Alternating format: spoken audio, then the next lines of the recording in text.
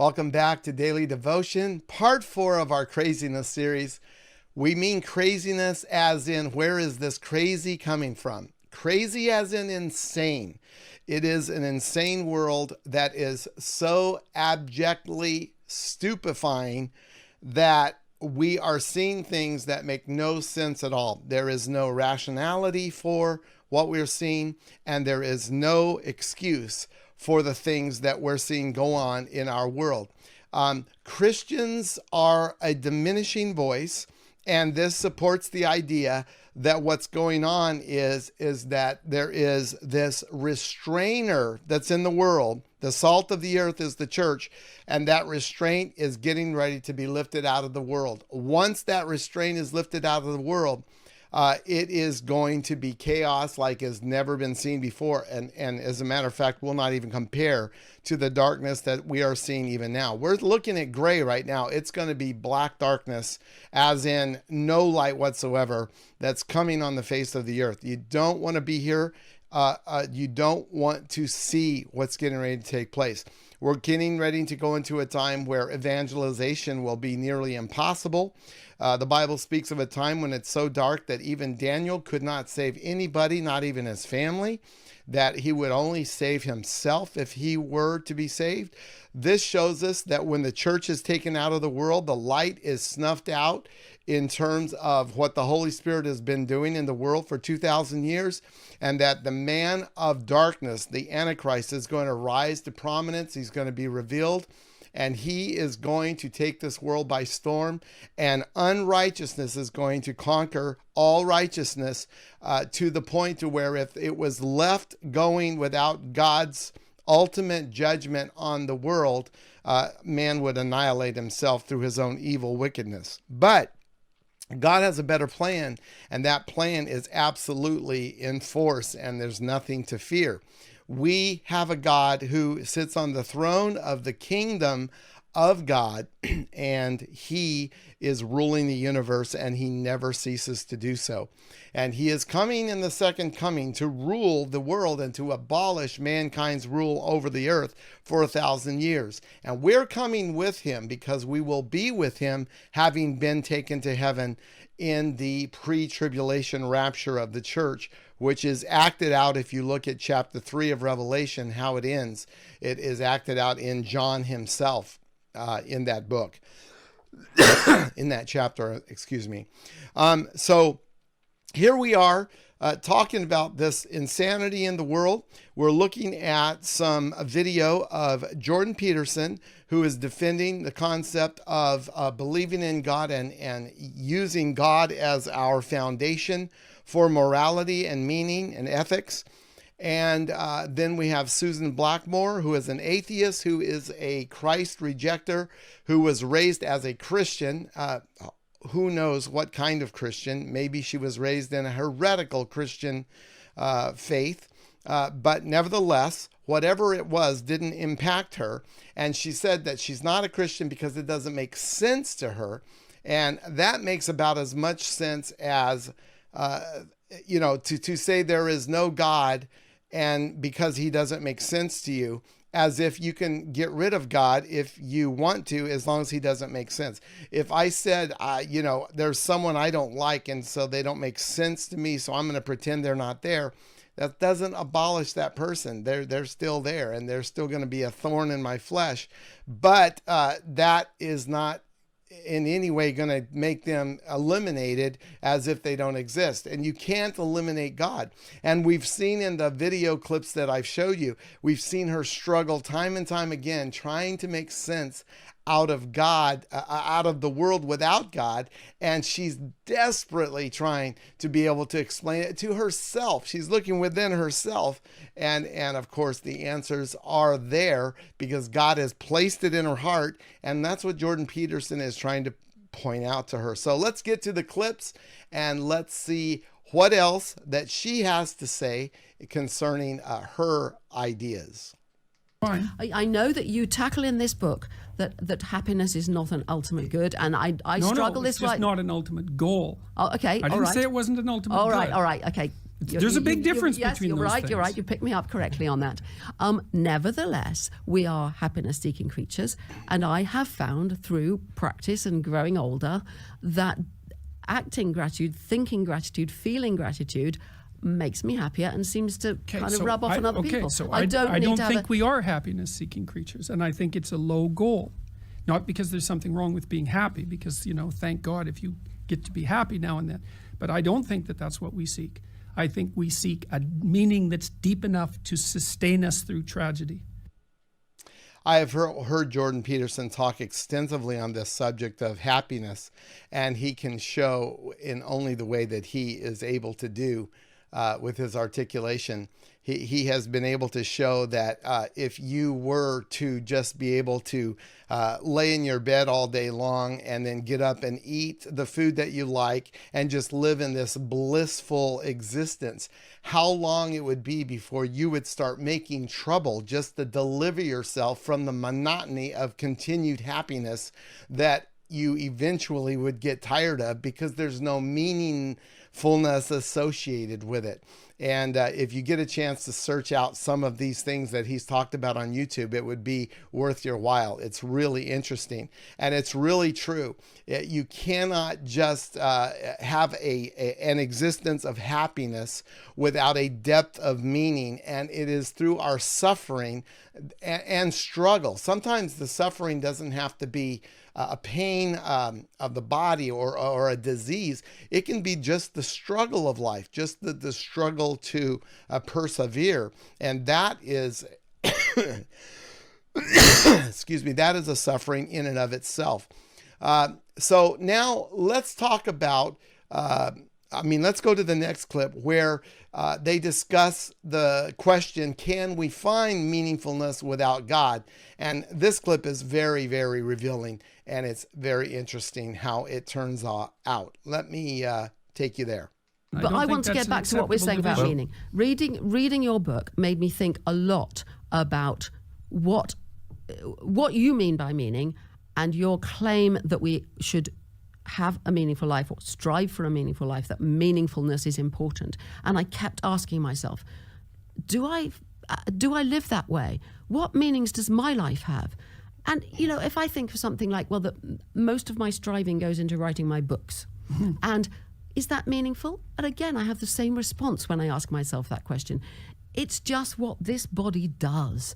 Then you should listen to the body and stop listening to the thing that's criticizing it. And what would the body say? It would say, write your book and try to be as clear as you possibly can about it. That's what I do. And that's exactly what I do. What I said at the beginning is that the atheist types act out a religious structure and criticize it. No, there's no religious structure. We come to this big question now. Let me get to this question, because I did want to get to this, because you have a fascinating part in your book, Jordan, where you do say this. You're simply not addressing atheists. You say you're simply not an atheist in your actions, and it is your actions. Or if you are, look out. And it is your actions that most accurately reflect your religious beliefs. What do you mean by that? Why are you saying that no one is really an atheist deep down? I didn't say no one was. Okay. I said that most of the people who claim to be atheists aren't. So this is why I like Dostoevsky's Crime and Punishment, because Raskolnikov tried to act like an atheist. Right? He took the ideas that were floating around, Dostoevsky took the ideas that were floating around in the late 1800s, which are still the ideas that we're discussing today. One most fundamental idea, I suppose, being after Nietzsche's announcement of the death of God, that if there is no God, then anything is permitted. That was Raskolnikov. Raskolnikov's the criminal in Crime and Punishment, the murderer. He gets away with his murder, technically, but not psychologically. And he decides that if there's no God, anything is permitted. But and this he can't doesn't see a have reason. To be true. That's a person in a character in a novel. I don't think that's so. Well, let's hear the end of that story. And what do you take away from what Dostoevsky has to say about? Well, Dostoevsky's takeaway was that there was a moral law that Raskolnikov was breaking, even though he rationalized his way through it. Like, he committed the perfect murder, right? He murdered a woman who people would have voted to murder, and then he got away with it. And he did it for good reasons, at least reasons that he could rationalize as good. And then he got away with it, but it destroyed his soul. And Dostoevsky's right about that. And this is what you're doing in your life. You're acting out the logos, Susan. That's what you're doing. You're writing books to illuminate the world. Yes. You say, well, I don't believe in that. From a place yes, of meaningless. Jordan, just come back to this, because I want to hear why ultimately despite everything that Sue said there, you still think she's behaving as though there is, in some sense, a God or some ultimate meaning, even though she protests that no, that's well, I would not say part of she's her acting worldview. it out. Well, for example, the act of writing a book. I mean, the Judeo-Christian culture is the culture of the book. It's the revelation of the proper mode of being in written form. It's not only that, but it's a large part of that. It's the culture of the book. You're acting out the culture of the book. It's thousands of years old, and the true voice in the culture of the book is the Logos. That's what it is, technically speaking. And so she's acting out the Logos and writing a book. It's like, and then she says, well, I don't believe in God. It's like, okay, that's fine. The Logos, of acting course, like you do is fine. in Scripture, in the New Testament, is the word is brought into the Word, and it, of course, relates the word to that brings order out of chaos. And to Jesus Christ as the sort of personification almost of that. Right. He's the archetypal manifestation of the Logos. I mean, a lot of people will be asking, what do you actually make of, in Christian terms, the figure of Jesus? Do you believe that he was in some sense divine? Was there, when you look at what the Bible tells us about Jesus? Well, one thing you might ask yourself is, do you believe that each individual is divine in some sense? And I would say, well, perhaps not, but you act as though you do. And our law acts as if it does. It's predicated on that idea, because the sovereignty of the individual is the divinity of the individual. There's no difference between those two things. And I can make an absolutely brutally clear case for the development of that idea historically. I've traced it back to Mesopotamia, at least in its earliest written forms. I mean, originally the only real sovereign individuals were the sovereigns, right? The emperors and pharaohs. But the idea of the sovereign individual descended down the hierarchy of power, so to speak, until with Christianity it was universalized. We're each sovereign individuals, and that means that the law itself is written as if we each contain a spark of divinity. And so then I think, well, what is that divinity? And in the Christian worldview, well, that's the Logos. That's the true speech that brings forth habitable and good order from the chaos of potential. And in your view, whether she likes it or not, Sue is at some level a benefactor of that reality of what a contributor, not only much better than merely being a benefactor, an active contributor. It's no easy thing to write a book and to get your thoughts straight and to put them forward into the world. But she couldn't do it without this idea, in a sense, of God. That she doesn't need the idea, even. It's embodied.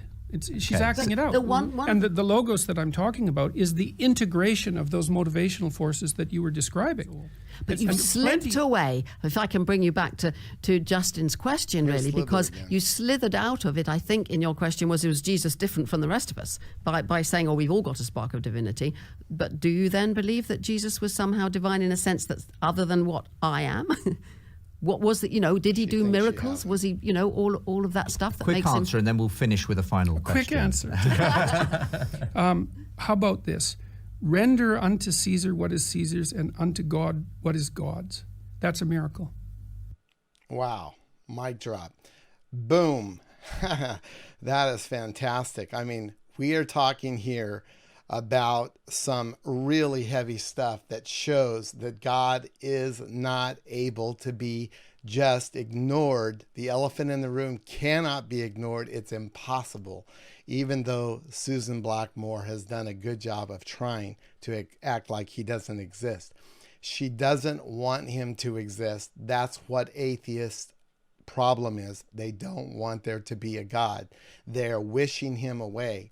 But of course, we are so privileged to know that there is a God, to know who he is and what he is, and to have that spark of divinity in us, and in that we were created in the image of God, and he put therefore value in us above all of creation, and that if you are a believer, you not only have the spark of divinity, that is the life and the consciousness that is in the pattern of God, but you have Christ in you. So you do have divinity in you, the hope of glory, and you will forever live with and be in, and him be in you in eternity. That is what is so fantastic. Now, we have one more thing that we want to get to. I got to put my glasses on for this. And this is to introduce you to someone called Malcolm Muggeridge. He is an author of a book called Seeing Through the Eye. And I found out that Malcolm was the #1 person who has influenced the evangelist and Christian philosophist Ravi Zacharias. And I just found this out in the last week. And Ravi quoted Malcolm in one of his messages I heard recently, and it just blew my mind. It blew me away. And it is such an intelligently worded and impacting statement that I wanted to end this series on it. And so I'm going to read it to you now. Here's what Malcolm Muggeridge wrote. It has become abundantly clear in the second half of the 20th century that Western man has decided to abolish himself. Having wearied of the struggle to be himself, he has created his own boredom out of his own affluence, his own impotence out of his own erotomania, his own vulnerability out of his own strength, himself blowing the trumpet that brings the walls of his own city tumbling down, and in a process of autogenocide, convincing himself that he is too numerous and laboring accordingly with pill and scalpel and syringe to make himself fewer in order to be an easier prey for his enemies, until at last, having educated himself into imbecility and polluted and drugged himself into stupefaction, he keels over a weary, battered old brontosaurus and becomes extinct. Hey, one more thing. I forgot to add the slide here that has the Jordan Peterson versus Susan Blackmore title, if you want to see the whole series of the clips that I showed in this podcast. So if you're interested, there's the title to look for on YouTube. And if you can read it, there is the actual code that'll get you to the YouTube page that has this particular video. Thanks for watching. I hope these words are impacting to you, and I hope that you will study the book of Romans chapter 1 and revisit it now in the light of all the things I've shared with you. Have a great week. God bless.